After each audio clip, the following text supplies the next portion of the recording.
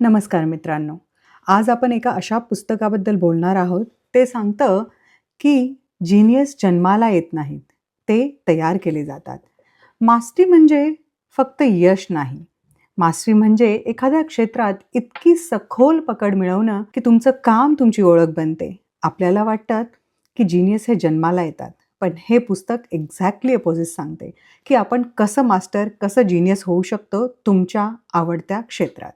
चला तर आता या प्रवासाचे 4 टप्पे समजून घेऊया आणि आपण त्याच्याबरोबर काही उदाहरणंही पाहणार आहोत. सगळ्यात पहिलं आहे लाईफ टास्क म्हणजे तुमचा नैसर्गिक मार्ग, तुमची आवड काय आहे? प्रत्येक व्यक्तीमध्ये एक नैसर्गिक ओढ असते. जेव्हा तुम्ही लहान होता तेव्हा तुम्हाला काय करायला आवडतं? जसं की या पुस्तकात लिहिलं आहे लिओनार्डो दा विन्सी. लहानपणी त्यांना चित्रकला आणि निरीक्षणाची आवड होती. ते पक्ष्यांचं उडणं, पाण्याचा प्रवाह सगळं अगदी बारकाईने पाहायचे. त्यांना समाजाने सांगितलेला मार्ग निवडला नाही. त्यांनी स्वतःची जी आवड होती, ओढ होती त्याला फॉलो केलं. सो ज्या गोष्टीत वेळ कसा जातो हे कळत नाही ना, तिथेच तुमची मास्टरी लपलेली आहे.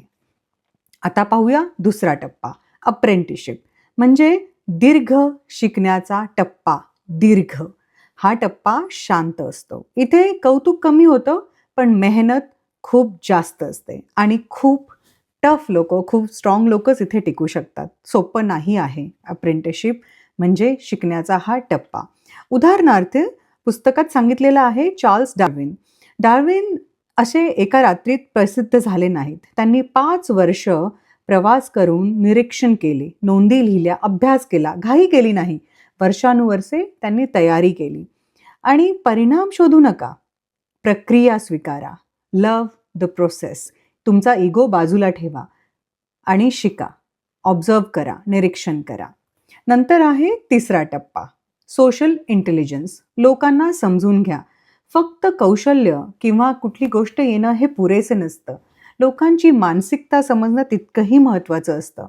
जो जसा आहे त्याला तसं ॲक्सेप्ट करायला शिका. आपण प्रत्येकाला फक्त एकाच चष्म्यातून बघतो, पण प्रत्येकाचं समजण्याचं आणि जगाला बघण्याचा तरीका हा वेगवेगळा असतो.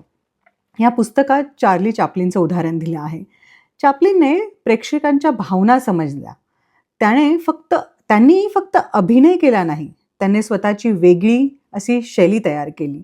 त्यांना कळालं होतं की लोक काय अनुभव इच्छितात, लोकांना काय हवं आहे. तुमचं कौशल्य तुम्हाला पुढे नेईल, पण जर तुम्ही लोकांशी जोडलात तरच ती तुमची क्षमता टिकून राहील. आणि याचा चौथा टप्पा आहे क्रिएटिव्ह ॲक्टिव्ह फेज. तुमची स्वतःची ओळख. दीर्घ तयारीनंतर एक टप्पा येतो की जिथे तुम्ही फक्त शिकत नाही, तुम्ही निर्माण करता, काहीतरी क्रिएट करता आणि हा टप्पा येतोच. ह्याच्यात पुस्तकात उदाहरण दिलं आहे अल्बर्ट आइन्स्टाईनचं. आइन्स्टाईन सुरुवातीला पेटंट ऑफिसमध्ये काम करत होते.